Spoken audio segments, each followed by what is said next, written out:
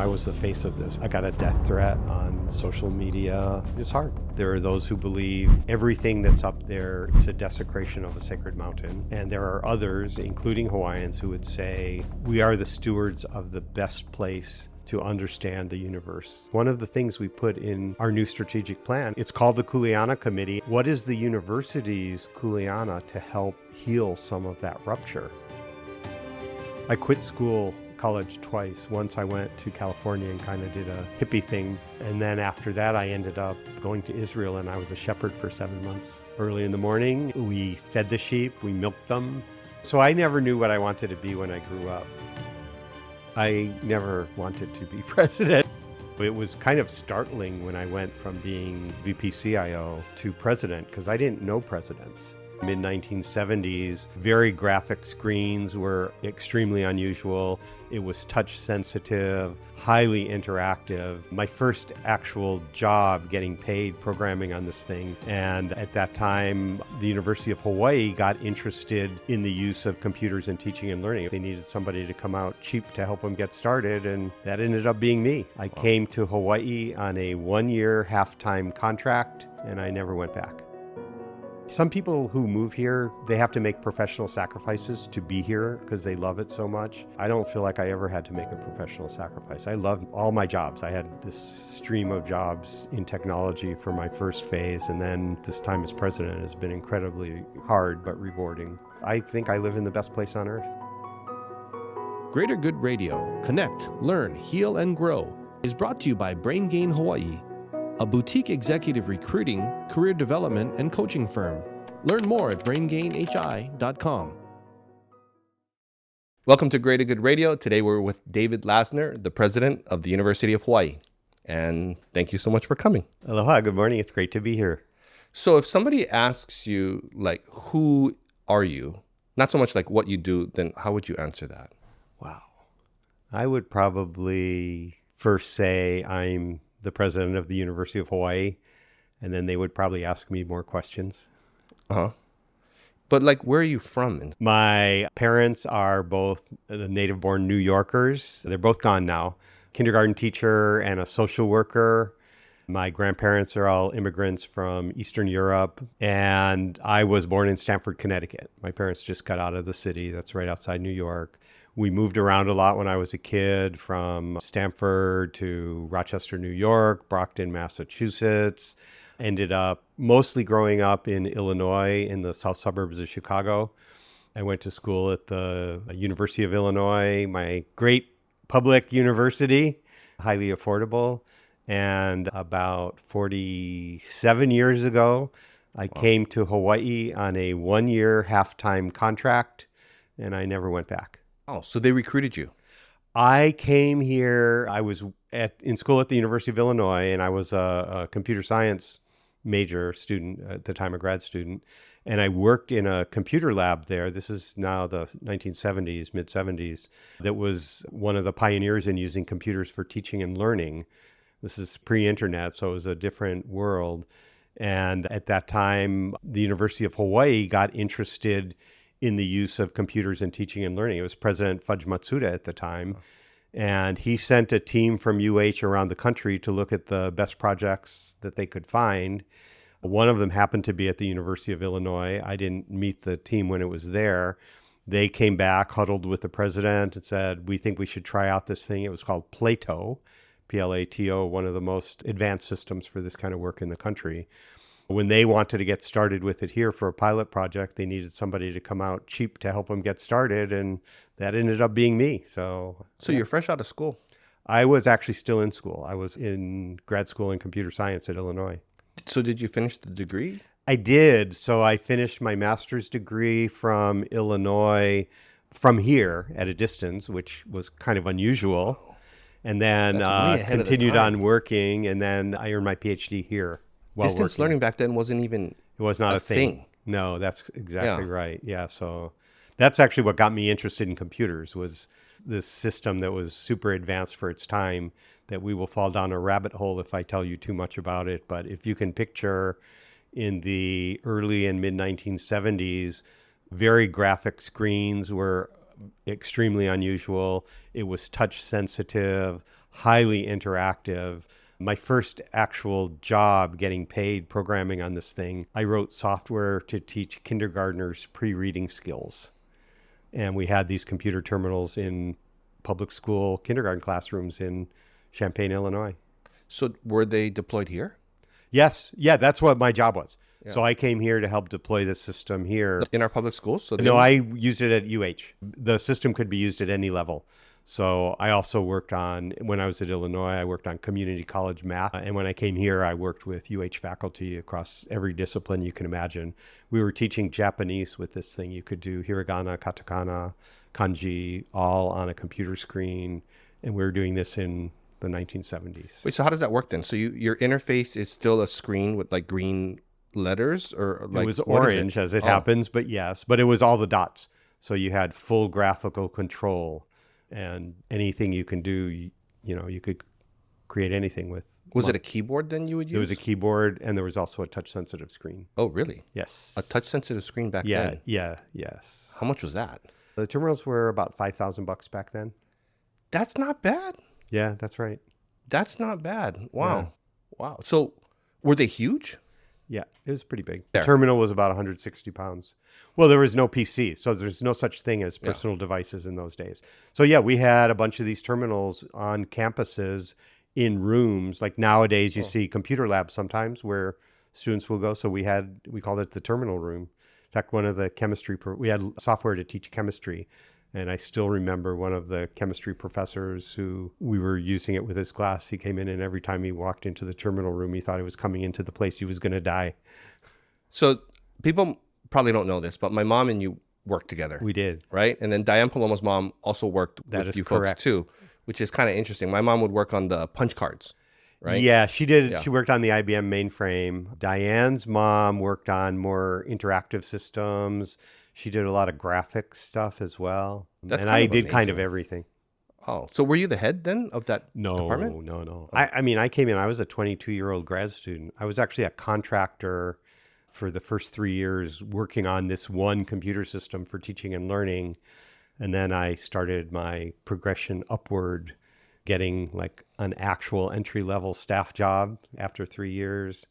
And then a few years later, I became a manager, and then I got pulled into another office where I really, among other things, became responsible for helping start our distance learning program, which was mostly video back then. When we started doing statewide distance learning, we had live video between the islands for faculty to teach from one island to another. Is that through like Olelo or something? This was before Olelo. We did it with microwave. Oh, wow. You've been on the kind of the cutting edge. Yeah. Yeah. I mean, I had a lot of fun. I mean, I loved my job in technology, which was my first 36 years at UH. I was all in on technology, every aspect of it. They talk about the protocol for the internet coming out of UH. Like for the layperson, how did that come about, or what does that mean? So that took place before I was here, but I met most of the folks who were involved.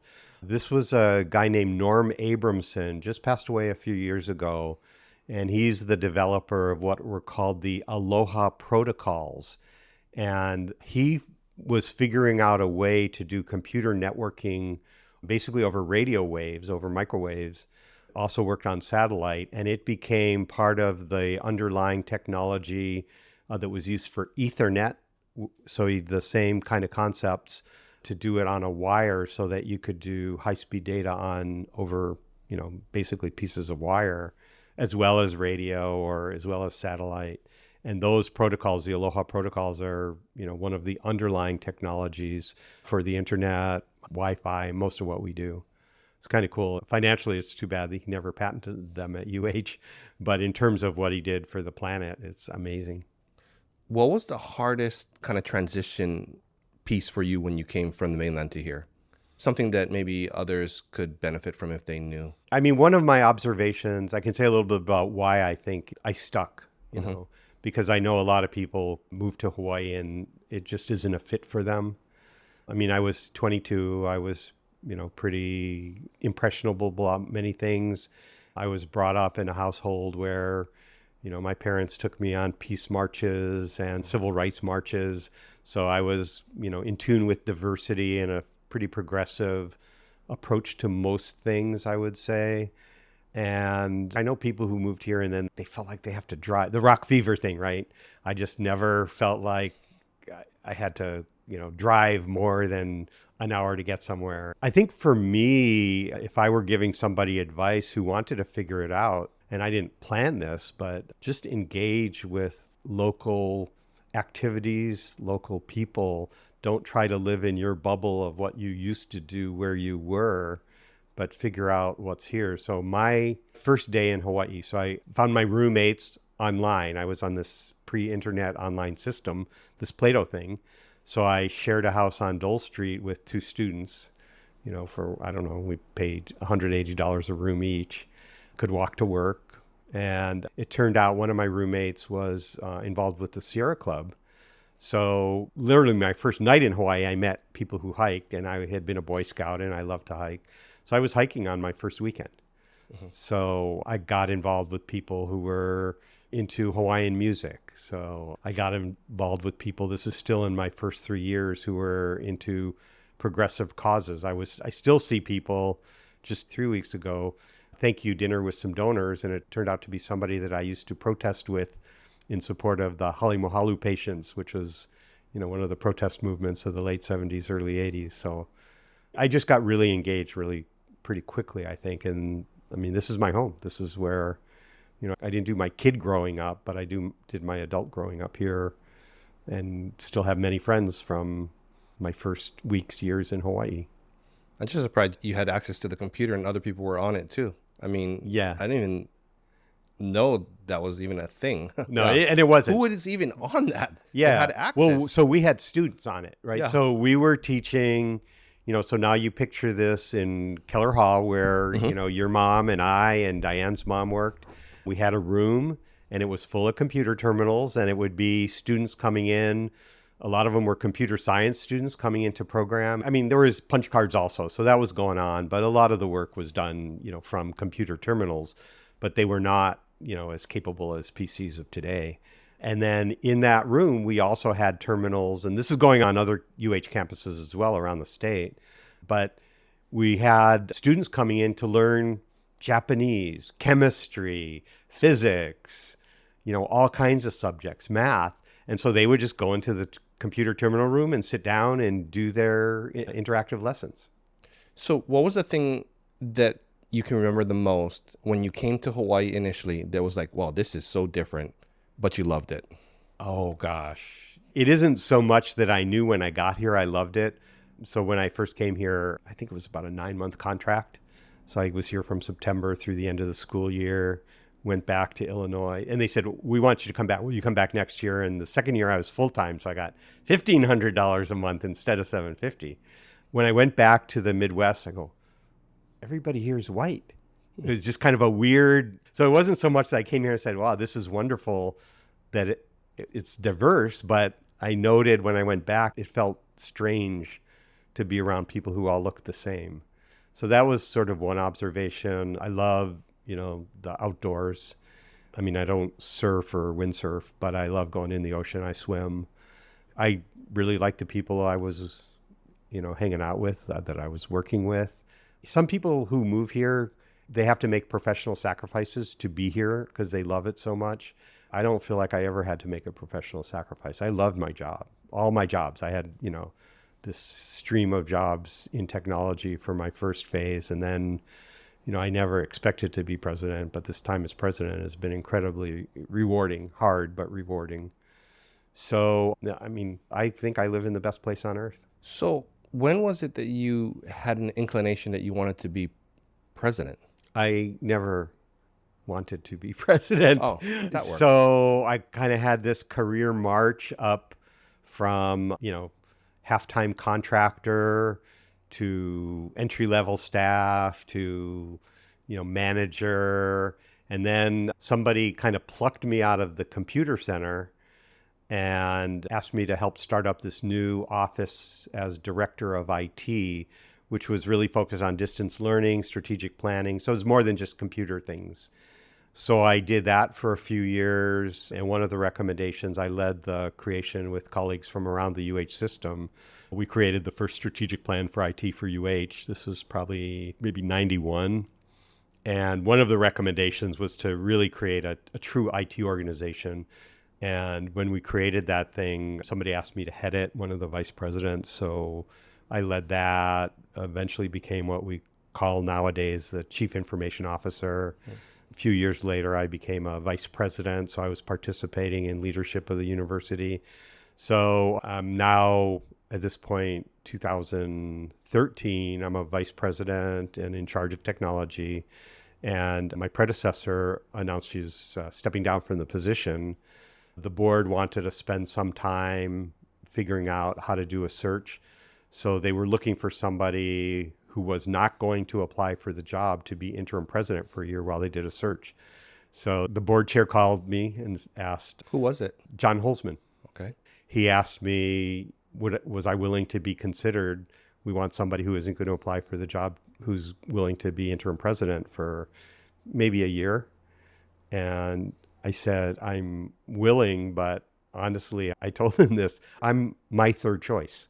I thought there were two other vice presidents who would have been better interim presidents than me. He said, well, we want to consider you. So they had a little process and asked me to be interim president. And then about 6 months into the search, they asked me if they could consider me. And I said, I'm not, I wasn't going to apply for this. They said, well, just give us your resume. So I did. They asked me to be a finalist, and there were two finalists at the time. They put us through a process and asked me to be president. It wasn't a career goal. It was actually, I'm a pretty ambitious person. I'm not trying to be super humble or anything. I wanted to be vice president for IT, but I didn't aspire to be president. Were you scared to be the president by any chance? I wasn't scared. I think when I was interim, I had enough self-confidence that I knew a lot of the job, and I felt like I had a great team of colleagues I could rely on to help me with the things I didn't know. But yeah. So what were the pieces of kind of your own, what you bring to the table that you felt like, oh gosh, I really need to work on this in order to be a good president? Yeah, it's interesting. There's a lot, because I hadn't wanted to do it. I didn't necessarily watch everything that presidents were doing. Because I was interested in teaching and learning. I was interested in research. I was interested in improving our administrative processes. So it's not like I was uninterested in the work of the university, but I was mostly focused on how can technology make all of that better. So I didn't really know anything about how intercollegiate athletics works. I didn't really understand real estate and how you develop real estate. I didn't really do a lot with construction other than how do you wire a new building, so I had gaps. I had worked with the legislature, which was useful, and I had done assorted projects both for the university, advocating for a new IT building at UH. Also, I chaired the state's broadband task force. So I was involved in the community. I wasn't, just some geek sitting in a dark room in a corner, but there was a lot about you. I didn't know anything about fundraising for universities because that wasn't something I had done. So I had some gaps I had to fill in, I'd say. Did they ever tell you what it was in particular that they saw in you that they wanted? Wow, that's an interesting question. Because you're not the stereotypical I'm not. person in there. I'm not. You don't see CIO going CEO a lot. It's very unusual. Yes. Yeah. I only knew one at a major university before me. Or even in corporate America, you don't see that. So yeah. You do see more. I know a couple CIOs who became executive VPs. And so that might be an interim step between CIO and CEO. But I think when they talked to me, they liked my understanding of the university and its challenges. I was, it's the head of the whole University of Hawai'i system, which is not just UH Manoa, but 7 community colleges. We have campuses on every island. I went to every UH campus in my first year here. It's part of my job. So I've been engaged with all of the campuses all of this time. They liked that. One of the things John Holzman told me when they selected me as I never say permanent because presidents don't last that long in this country. I'm about twice the national average right now. But he said, we hired you for who you are. So, that's who you need to be. And it was a really interesting bit of advice because, some people try to be presidential and that's not really my style. And I have too many people who know me and watched me grow up from when I was 22 years old. I can't trick anybody that just because I got a new job, I'm not a new person. I just got a new job. So when he said that to you, what's your understanding of what he saw as who you were? I think you could track him down and ask him, but somebody who cared deeply about the university and knew the place pretty well and wanted UH to succeed for Hawaii. It's an interesting one because you're actually kind of homegrown. You're not necessarily born and raised here, but Right. you pretty much were raised here. Yeah. You know what I mean? When people say, Yeah. where did you grow up? Well, I did my first part of my growing up, on the continent and mostly in Illinois, but we moved a lot.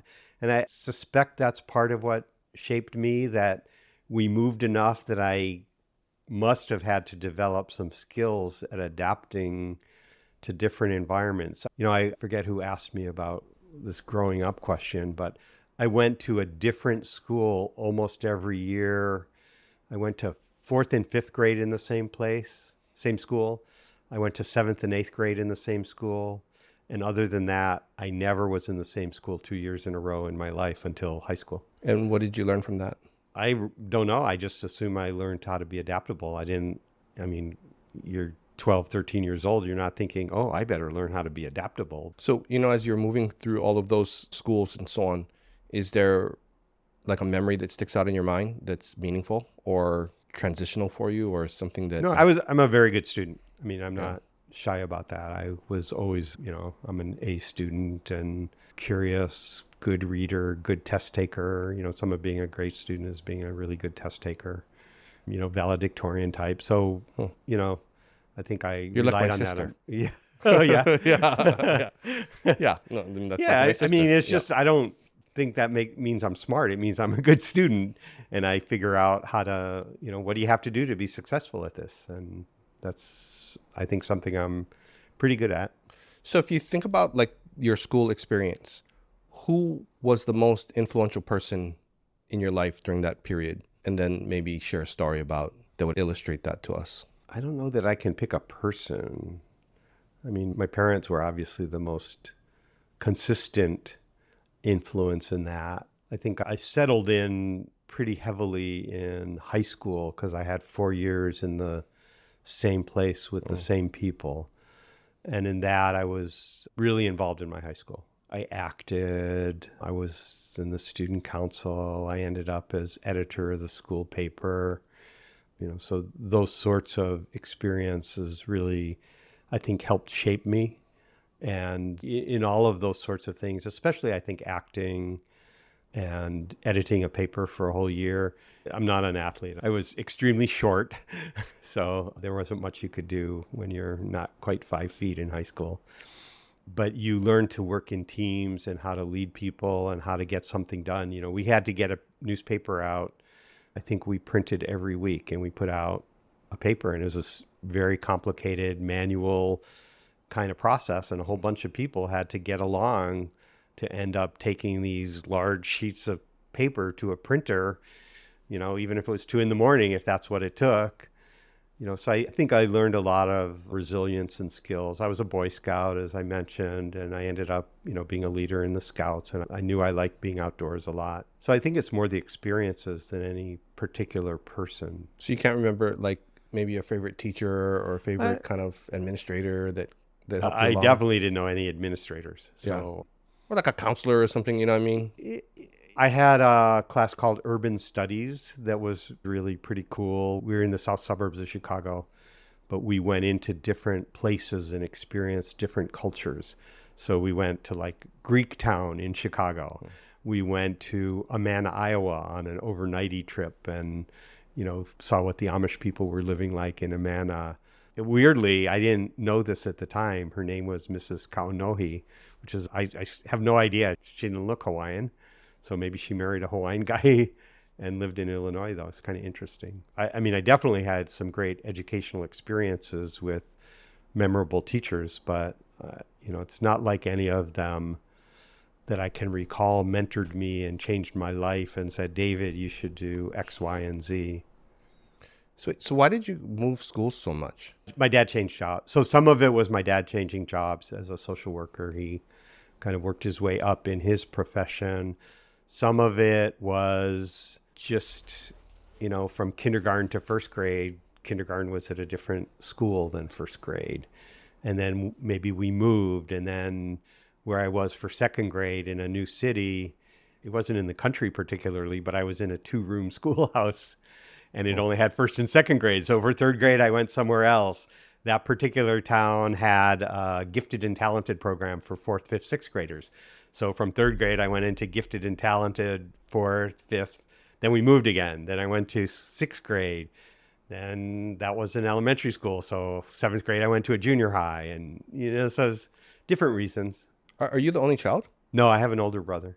Okay. And then your brother is... It's kind of funny. So he became accomplished in biotechnology as a PhD from Davis, does ag, mostly in the ag sector. And he lives in Oregon on the Columbia River. He loves to windsurf. So he spends more time on Maui than I do. And he comes over to windsurf. He's renting a house for the winter. He decided Oregon is too cold. Wait, is that near Hood River? So he is between Hood River and the Dalles.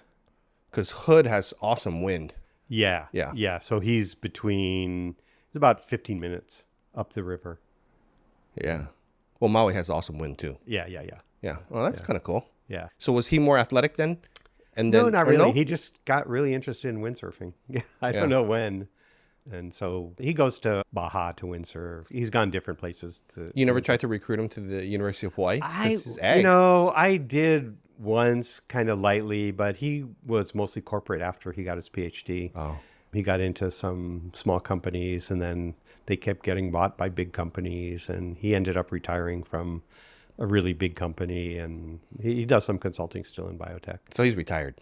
He's mostly retired. Yeah, I think he's the chief scientist for a startup now as kind of a part-time gig. Are your parents still No, with us? neither's around. They both made it to almost 90.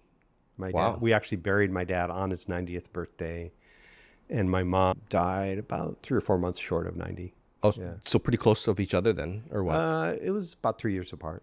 My dad went first. Mm-hmm. And they were in the mainland at the time? Yeah. They were still in Illinois, which is where, most of my growing up was. They stayed there. So your dad was a social worker, and then did your mother work? Yeah, she was an elementary school teacher. So, yeah. Here's a fun memory.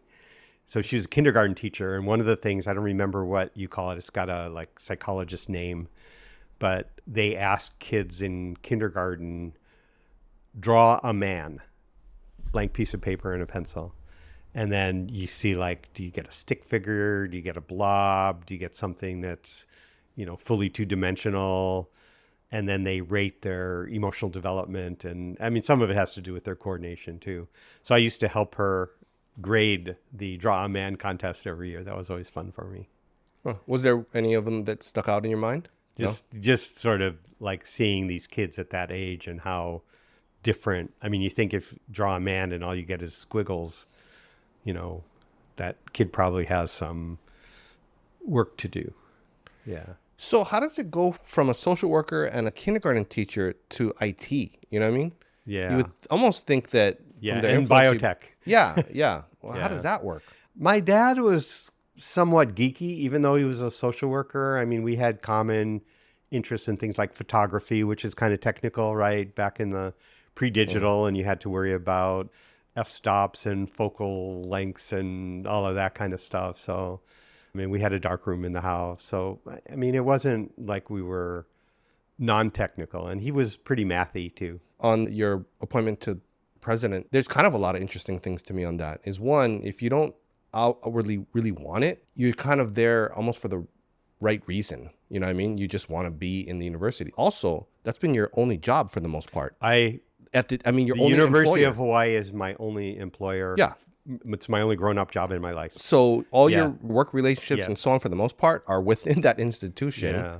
And then because we're moving into the technology age, I mean, we've been in it since, but it's super important. Then you understand that, and you're basically homegrown. So I know that on a number of the other presidents, they're bringing them in from the outside, and sometimes it can help. A lot of times, I kind think of that's hard. right. Kind of hard. One thing I'll say, as I became more senior in technology, especially, well, for one thing, I worked on a networked system.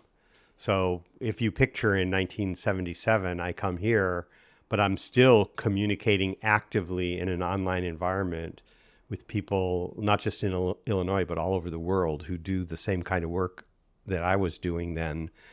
And I got interested in professional associations early. And so I got really quite connected by, I'd say, into the 80s. Like, who else does what I do in other places in the country?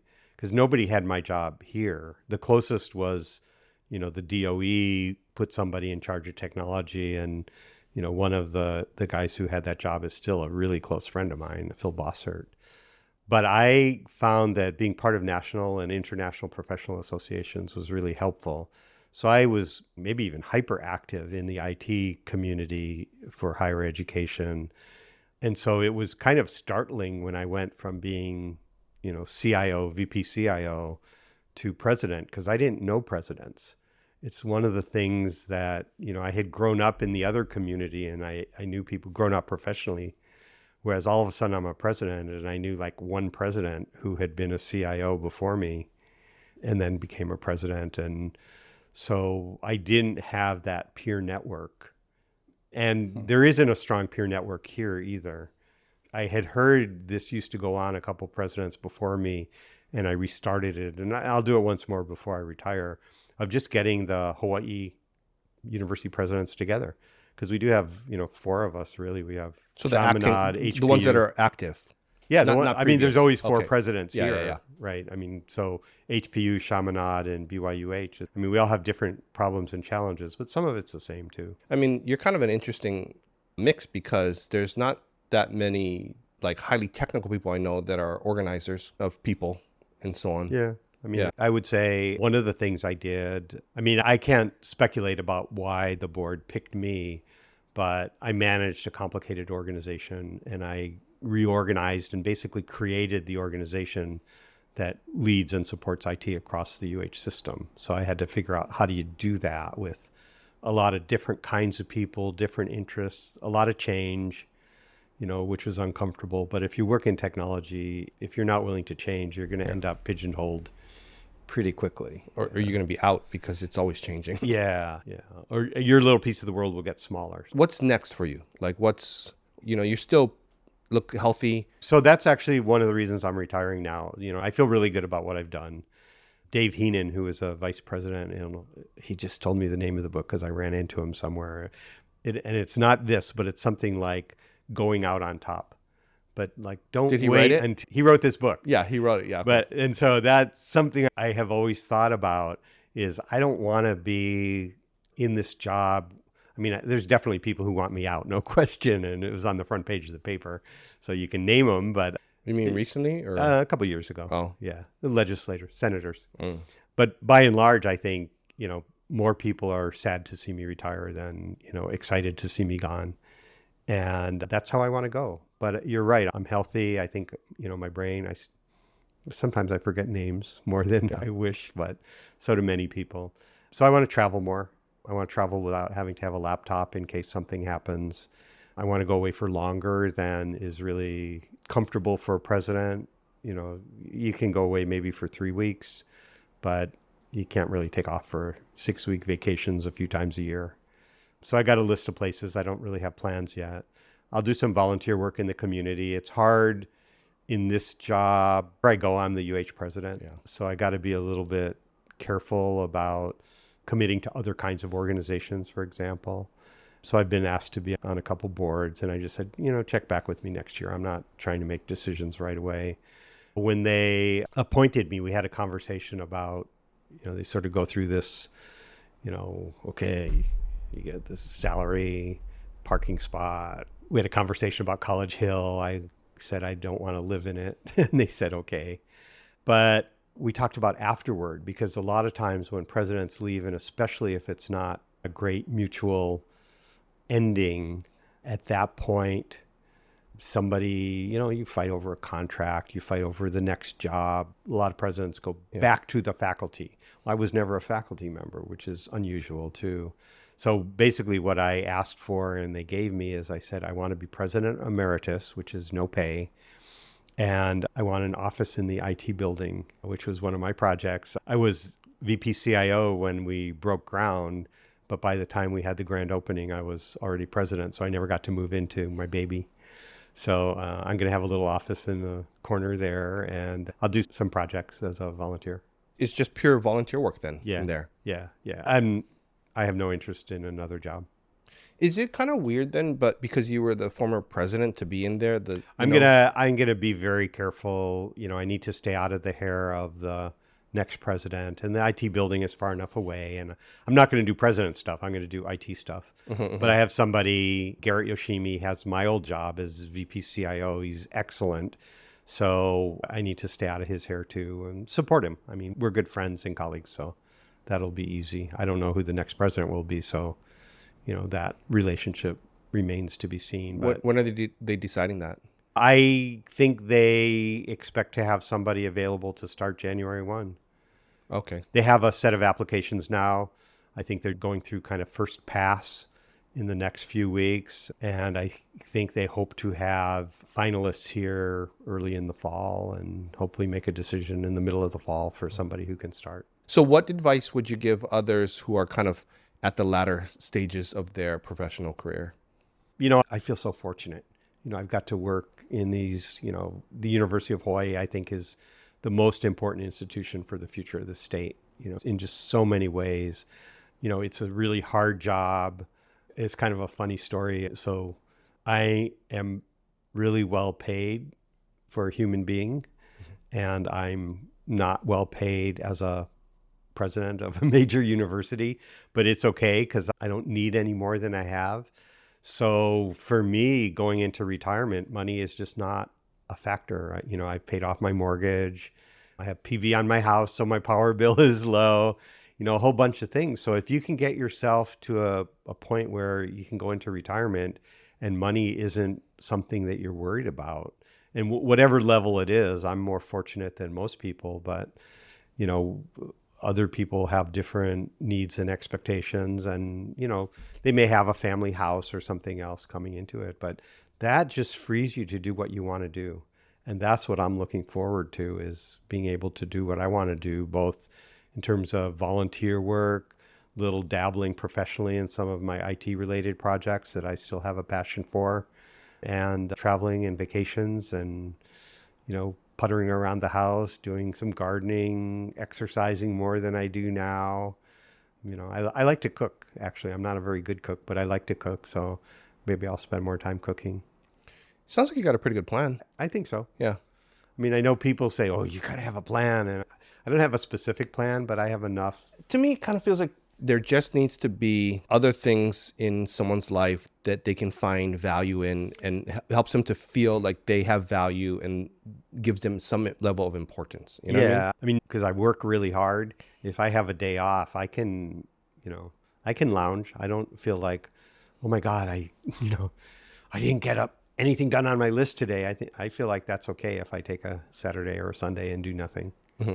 No, but I mean, like when I watch people retire, because I spend most of my professional time as a recruiter and as a coach, right? Yeah. So when I'm watching them retire, especially men, if they cannot replace something that's going to give them importance or value, or where they feel like they're contributing or so on, the decline is pretty quick. Because, especially corporate, you're coming out of a situation where the title and the organization lends so much importance and, value. So when it's done, then all of a sudden the phone stops ringing, not important anymore. People, don't hound you at things. Yeah. Some people, it's very hard to deal with.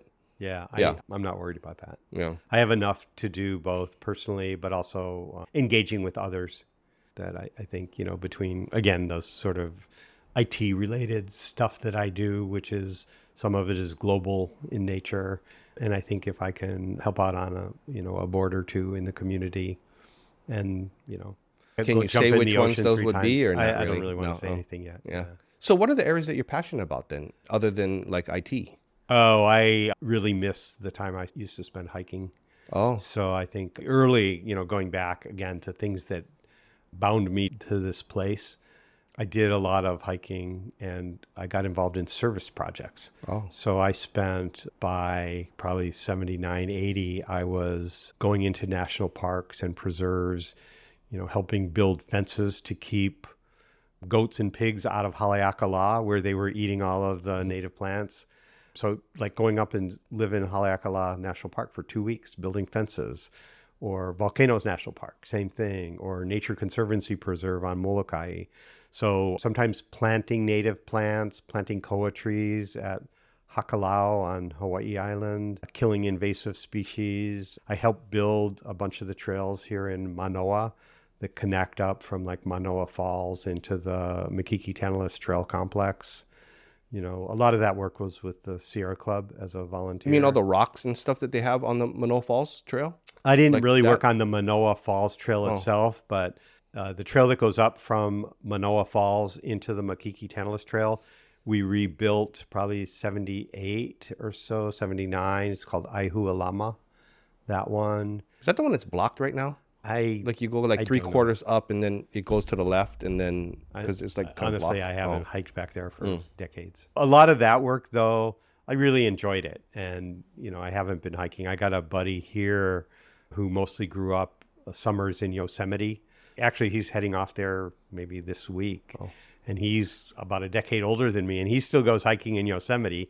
And I used to go with him. So I was thinking, oh, yeah. So like now I can't. He says, okay, I'm going this 2 weeks in August. And I'm thinking, I can't. I got like work to do. Beginning of semester, Board of Regents meeting, etc. And, next year I can go with him to Yosemite if he goes again next year. So a lot of that kind of stuff. I was actually a serious hula student for a while. I was in several, halau, and I haven't been dancing, and I miss it. So like So I'll you're see like if I can almost Kumu figure level? out. No, nowhere near Yeah. Kumu level. Oh. I did in Uniki. Yeah, not like Diane. Oh. Yeah. Which halau were you in? I was kind of an Auntie Mikey family of halau, Auntie Mikey IU Lake. So I started at UH, and the teacher at UH was her first Kumu graduate. And then after UH, I was with Auntie Mikey when she was still alive.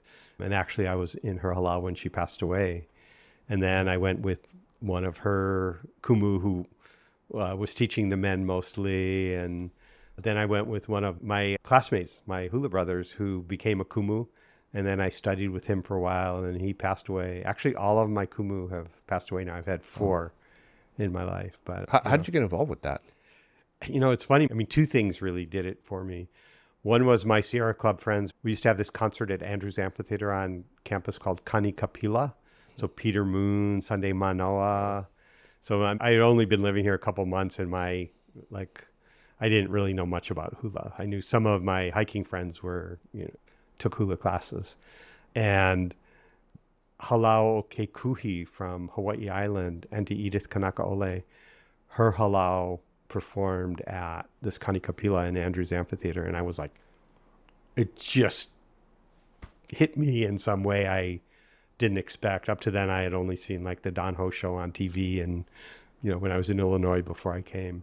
And then I mentioned that I traveled to all the campuses as part of my job with these big honkin' computer terminals, connecting them to phone lines. And I happened to be on Hawaii Island in the spring. And one of the students I was working with, who was helping me with my work job, said, oh, we have this hula thing going on this weekend. You want to go? And that's when you could walk into Mary Monarch, just walk up and buy a ticket at the door. And it was the same thing. It's just like I never imagined anything like this in my life. So the next year, I just signed up for the class at UH. I said, I want to see if I can learn how to do that. So have you performed at Mary Monarch? No, I'm not that good. Yeah. I've performed a fair amount, but not at Mary Monarch, not with that level. See, if we were on stage, like on a thing, I would have asked you to actually do it right now. But man, this is interesting. Yeah. Wow. How many people know about this? People who know me well know. Yeah. Wow. Yeah, it's not a secret. So what's your favorite song then?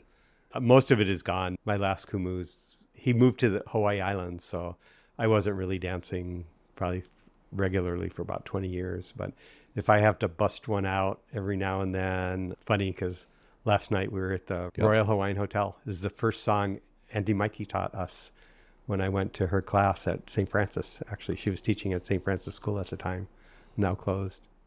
So has anyone ever called you out like on it and be like, Yeah. David Lassner, you're gonna dance well, and you get up there and dance or what? Yeah, sometimes.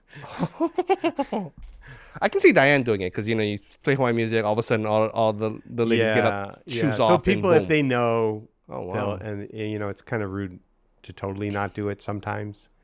So I kind of judge it. I'm not trying to show off or anything, or make a big deal out of, oh, look, the president can do that. And like I said, I'm not really that great, and especially now, I got like, oh my gosh. But if people really, depending on the setting, I don't. It's my teaching is you learned it to share it. You didn't learn it to do it in secret. So what's your favorite personal hula moment or memory? So it's a long one. This is 1981 when I was with UH, and a group of, I think, 12 dancers and 3 musicians went to France for 3 weeks, and we danced in folk festivals around the French countryside. And some of those people are still my friends.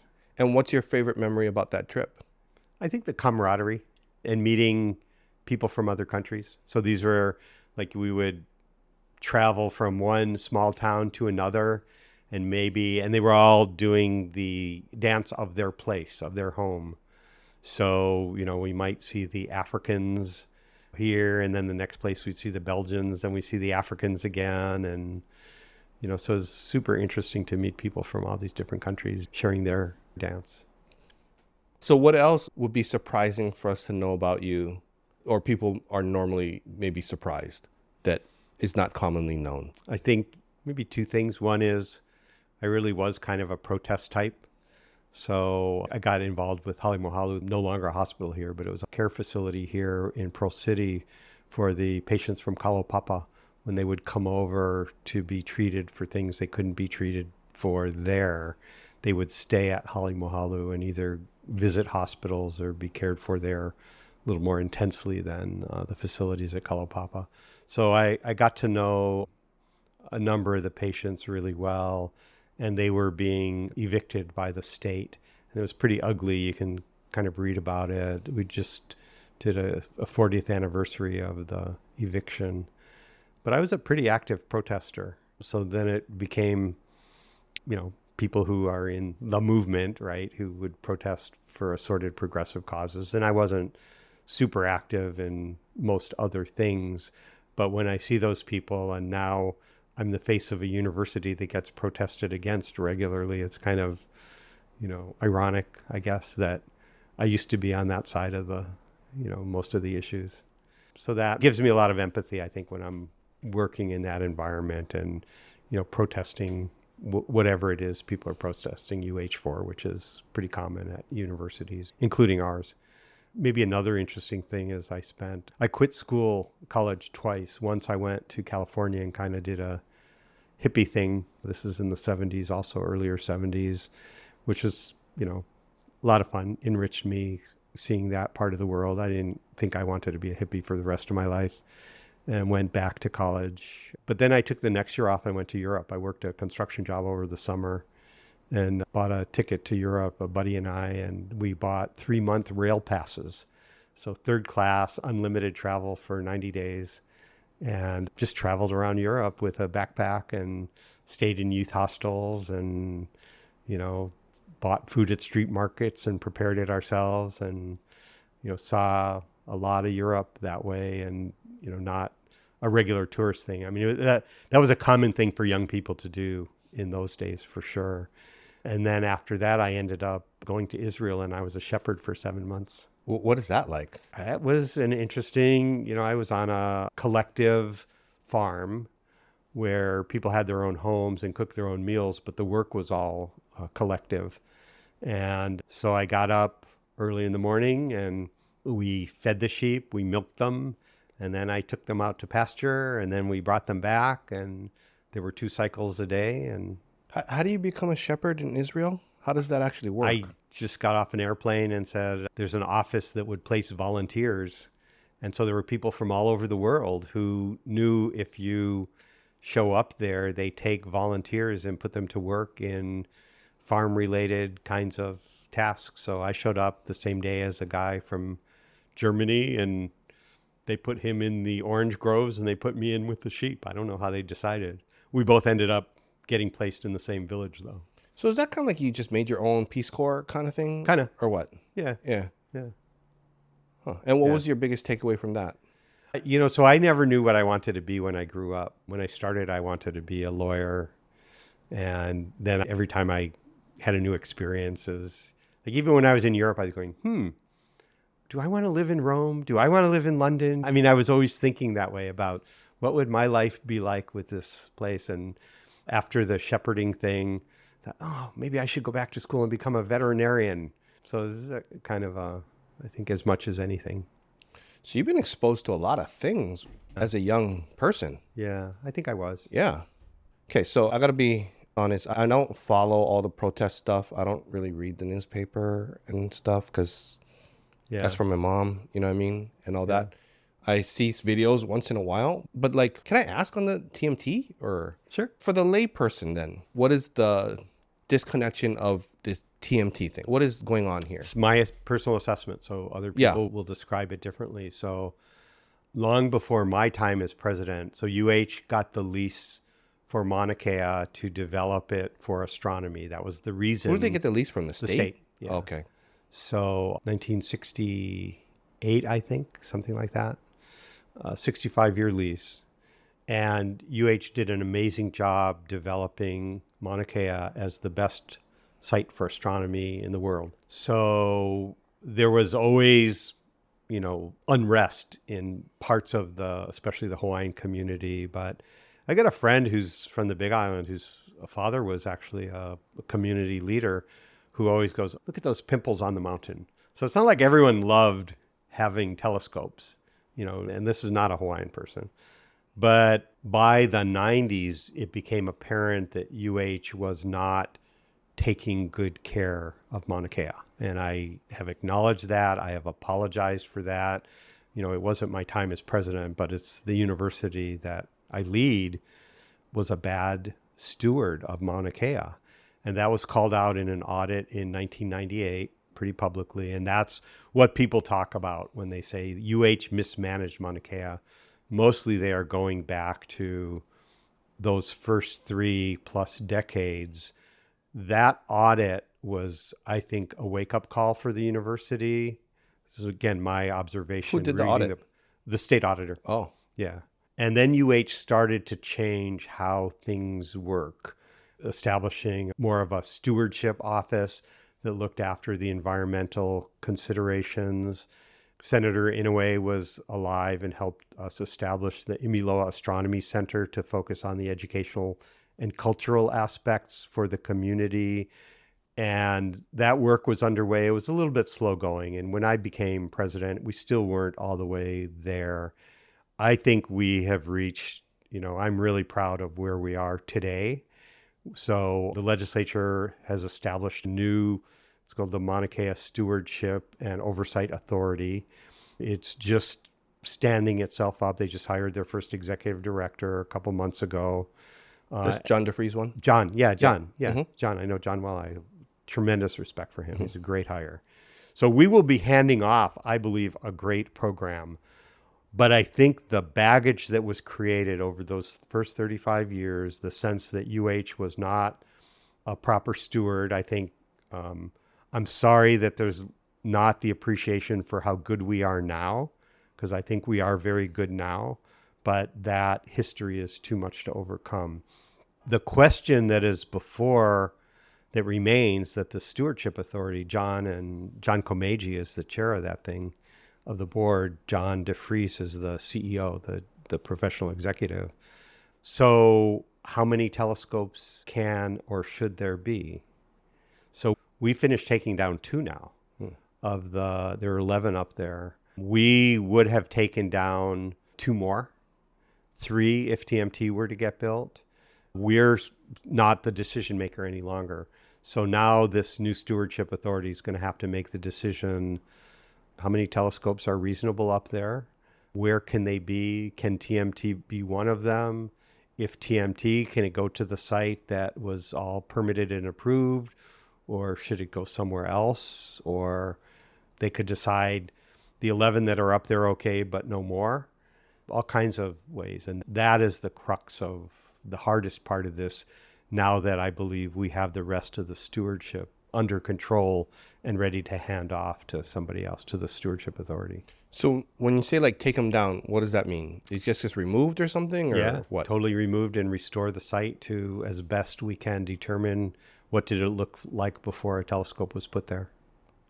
Oh, so the foundation and everything is gone. Everything's got to be gone. When we remove, it's like a multi-million-dollar, takes a couple years actually. You got to get permitted for the project to take it down too. So it's not a straightforward thing. So how was that for you, that you spent all this time, even growing up like as a protester, and then Yeah. now you become on the side of being Yeah. protested? Yeah, it's hard. I mean, it's hard for a couple reasons. That was hard. It's also hard because, from my connections to nature, to Hula, and I've spent a lot of time trying to advance UH as we talk about it in different ways, but Native Hawaiian place of learning. And so many Hawaiians, and especially at the university, were opposed to TMT. It's a very divisive issue. So yeah, it's maybe emotionally the hardest thing for me. I mean, COVID was hard, but it was more intellectually difficult than and organizationally difficult, institutionally difficult. TMT was personally difficult because I watched my position and my role. I was the face of this. I got a death threat on social media. Yeah, it's hard. I had to take comfort in, am I comfortable this is the right thing for Hawaii and for Hawaiians? And I know plenty of Hawaiians who support TMT, and most of whom don't really want to say it. Is it basically, should it be up there or not, or should there be telescopes or not? Is that kind of the debate then, or? Yeah, yeah. So the law that created the Stewardship Authority said it is the policy of the state of Hawaii that we do astronomy on Mauna Kea, but it leaves to the authority, is that one small telescope that nobody can see. So this is the best observing site in the Northern Hemisphere for sure, and maybe on the planet. Chile is pretty good, but you get a different view of the skies from the Southern Hemisphere than the Northern Hemisphere. So, on the one hand, there are those who believe everything that's up there is a desecration of a sacred mountain. And there are others, including Hawaiians, who would say, we are the stewards of the best place to understand the universe, the stewards of the best place on the planet to do that work. The Hawaiians were the best astronomers on the planet, the Polynesians, for voyaging purposes. This is not a desecration. If you do it respectfully and responsibly, it's an opportunity. And then there's a lot of positions in between that. But it has to be done responsibly. And again, that's one of the reasons I feel terrible that UH is still tarred with this, history of being a bad steward of Mauna Kea. And I feel that now we are a really good steward of Mauna Kea. And I'm sorry that, the decision was made to pass it off to somebody else, but that's not a completely unreasonable decision.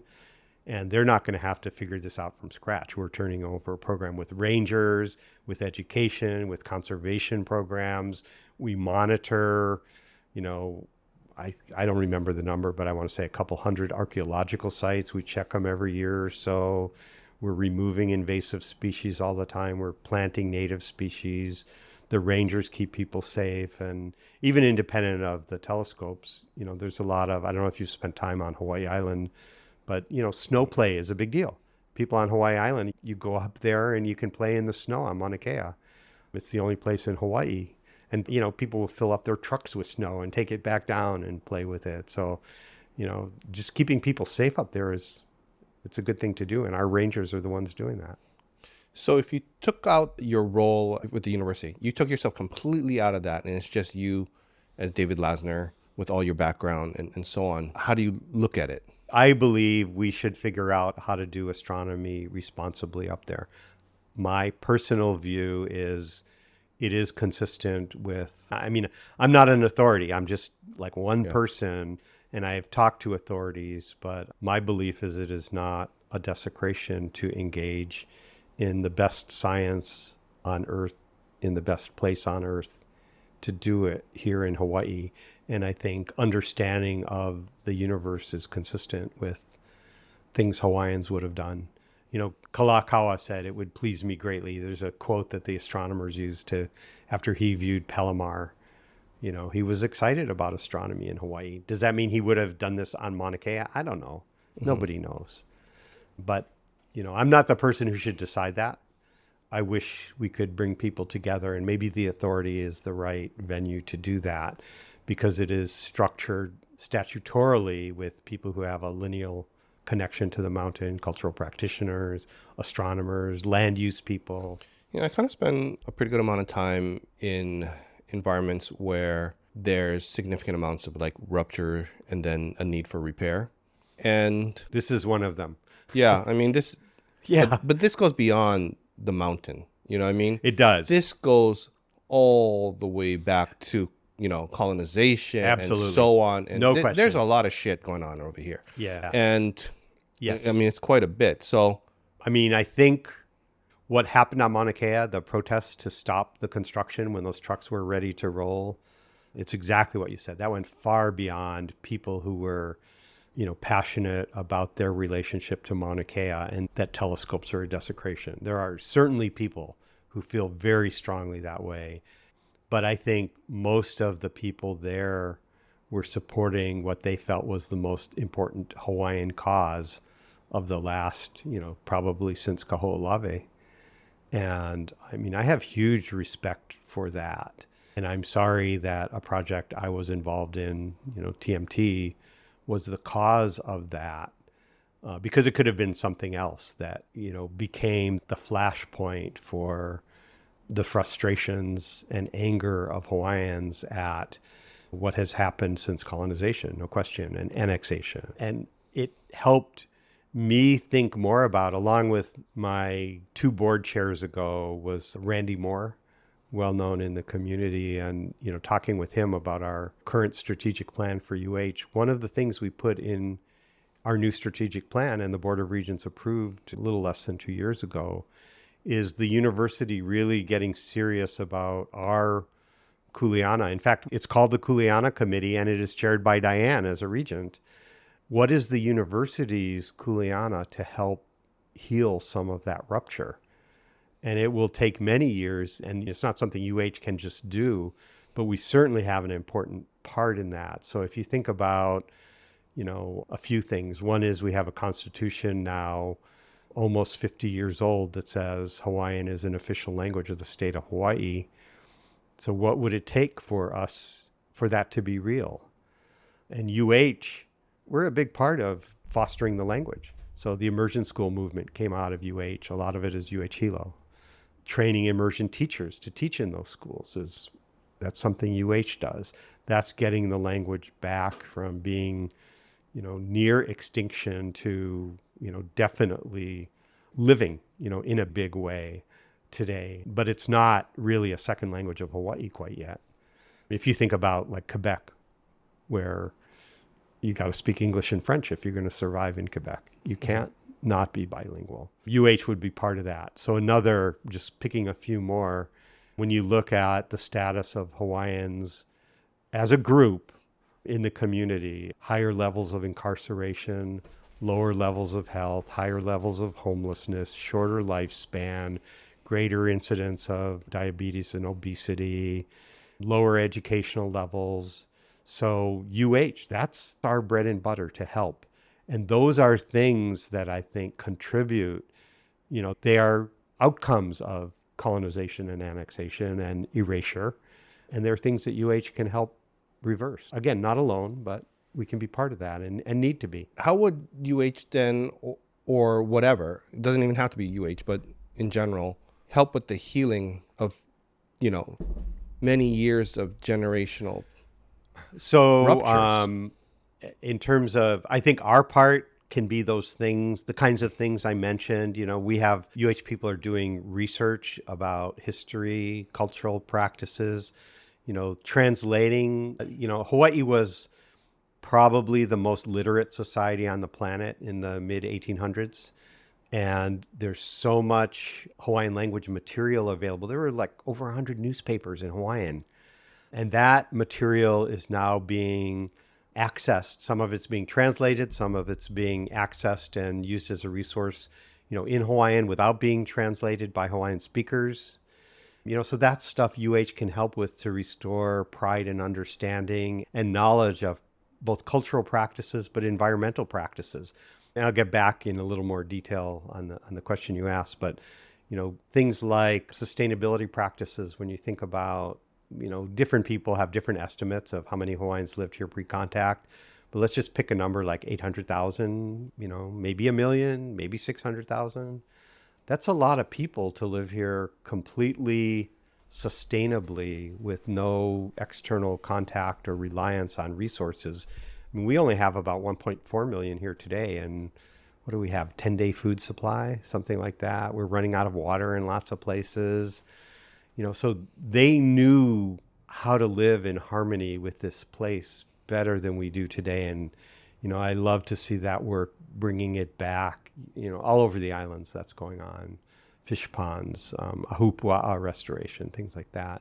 So now UH's role, we can help in all of those things because we're not going to go back to how it was. But when we integrate those practices with, some of what we do know today through, I'll just call it Western science, because that was science. What they were doing was science. They were trying things, observing what worked, and then, baking those things that worked into practices that they followed.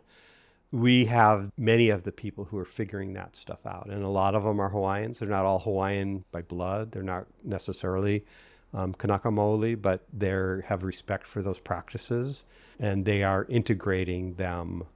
That's UH kind of work. What I think UH probably cannot do, and it saddens me because in part, TMT, really scarred us among many Hawaiians, but we can be part of the more community healing. There's a really interesting project. Dwayne Carisu is kind of behind it. I think it's called Restoring Hawaii's Soul, something like this. And actually, Randy Moore, my former board chair, when we were talking about this, he referred me to a book by a guy named Adam Kahane, and he was involved in helping in South Africa figure out how do you bring together, at the end of apartheid, Black and white South Africans. And what does that look like to create a society that's going to be, I don't know how integrated they really ended up or even are today, but he was helping communities solve those kinds of problems.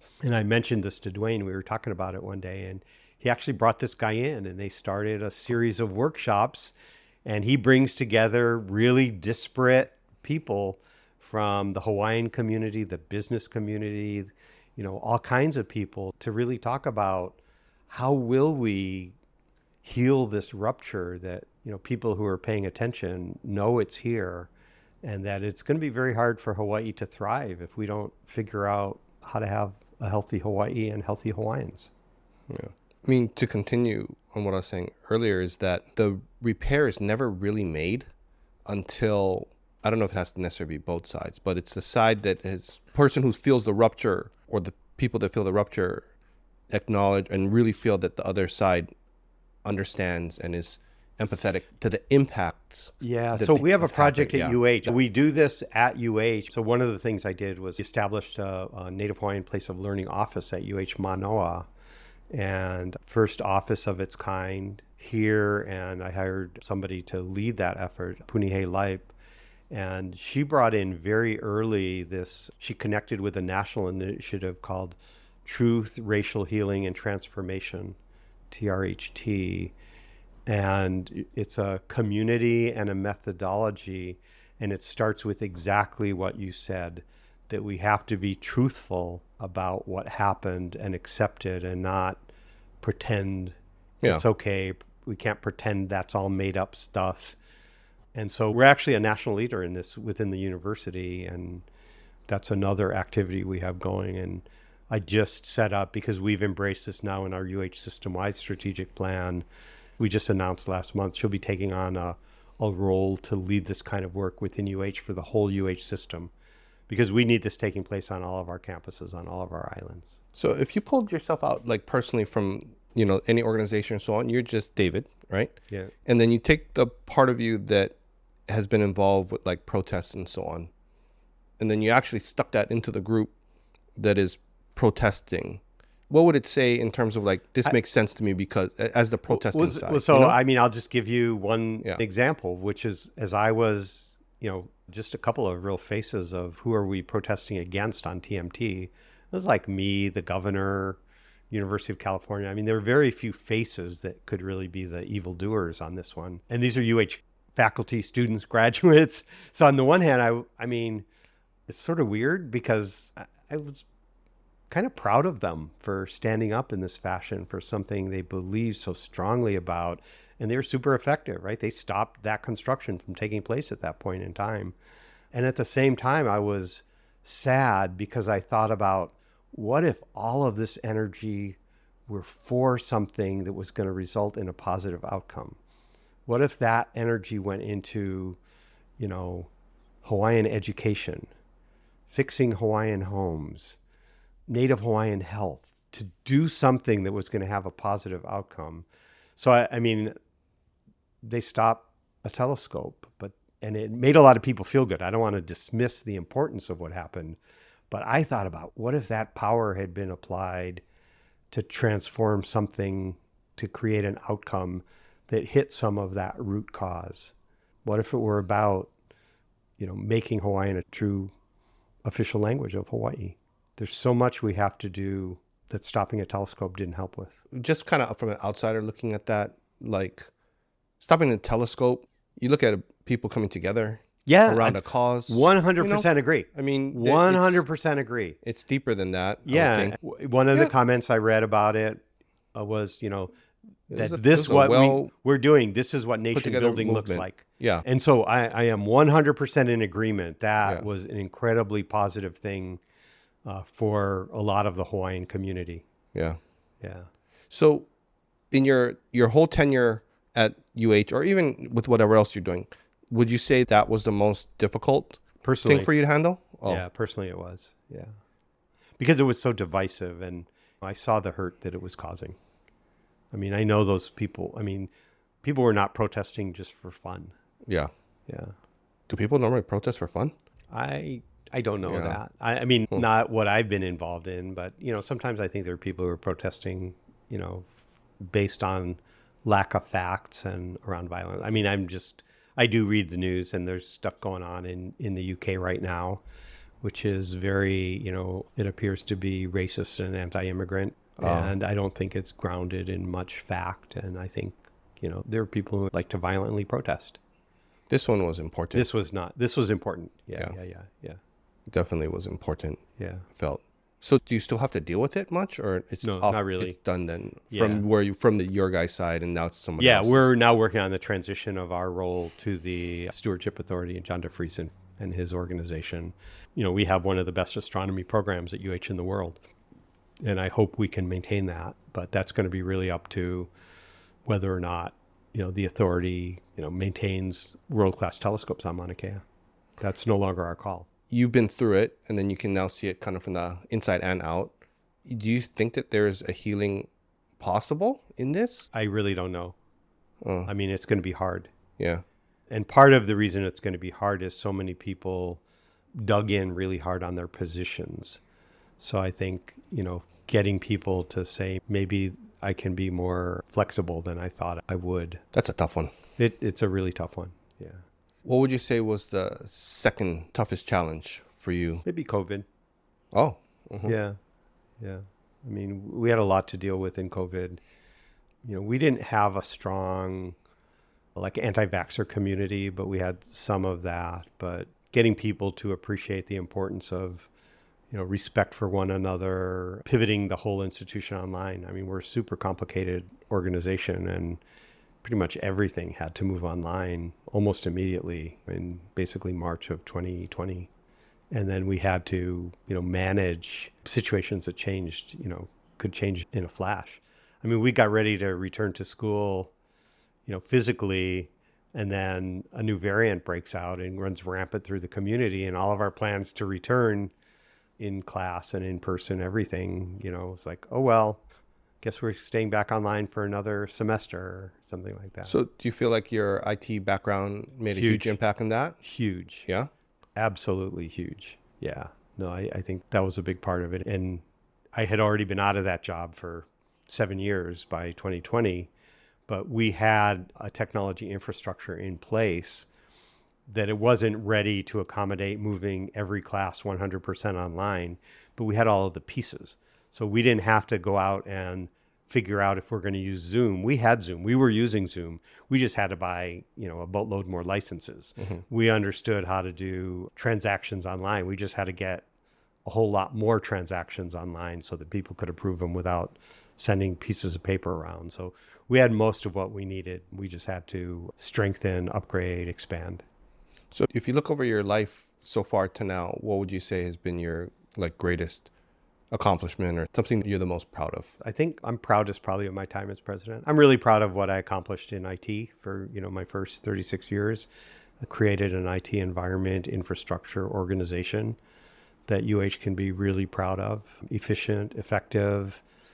There's places with 4 times the staff that probably don't have as much great impact. And everywhere along the line, there were milestones when sort of deciding, the internet is the networking technology that will move us forward, not any of these 3 other things that were all over campus.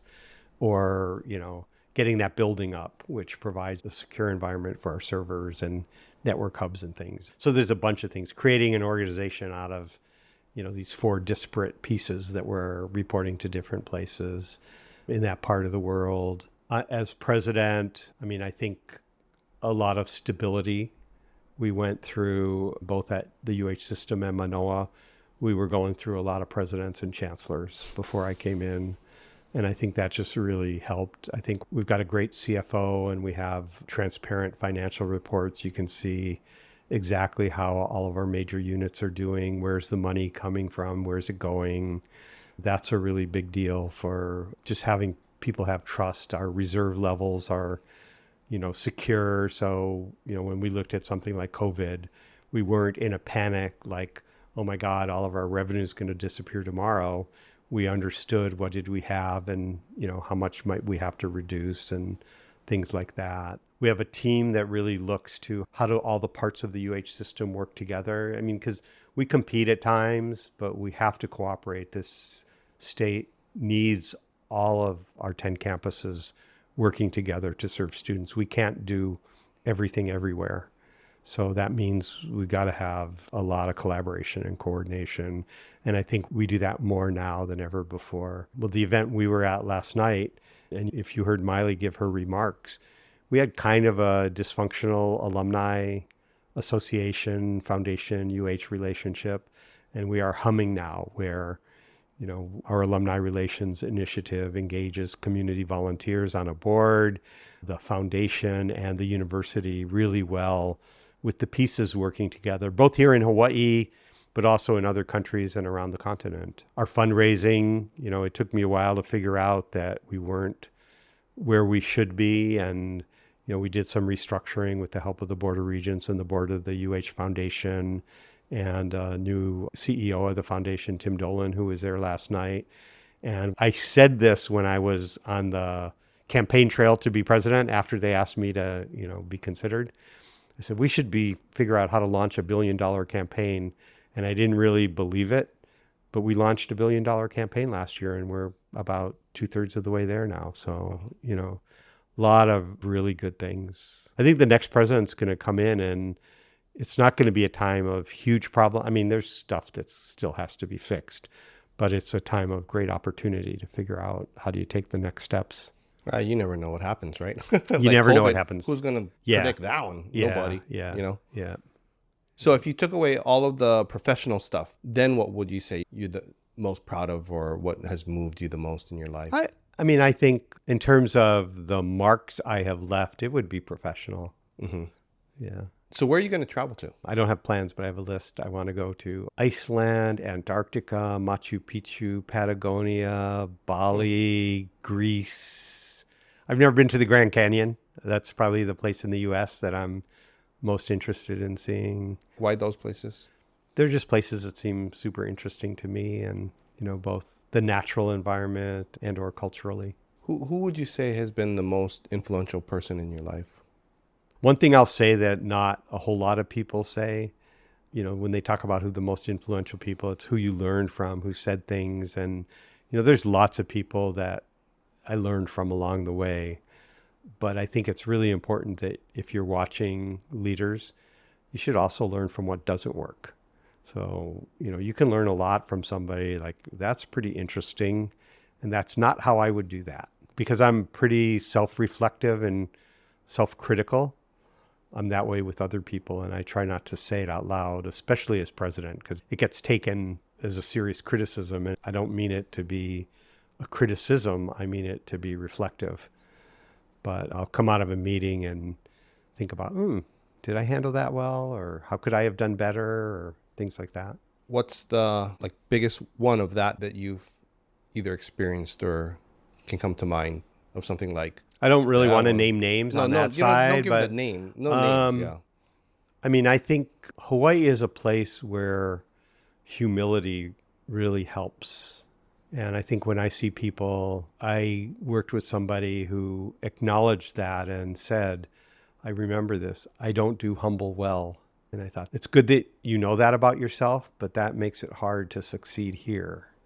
So you started your stopwatch at that point, the timer, the countdown timer? Yeah. You gave him 12 months? Yeah. 12 months or what? Yeah. No, just... Did they make it here or no? No. Yeah, that's about... Yeah. Listen to that. Relationships. I get 12 months. I mean, I think the whole relationship thing, I think people do say this all the time. This is a place where relationships matter. It's not a transactional society. It is for some people. And, politics tends to be much more transactional than most other things, but not in the community. Well, I wanted to acknowledge you, David, for coming on. I know thanks. You didn't know me from before, and we're introduced to a friend. I appreciate you taking the time. You're busy. You have a lot going on, and thank you. Yeah, thanks, Malo. Yeah. If you resonate with Greater Good Radio, please join our community at www.greatergoodradio.com, where you can get access to exclusive content and offerings. Hope to see you soon.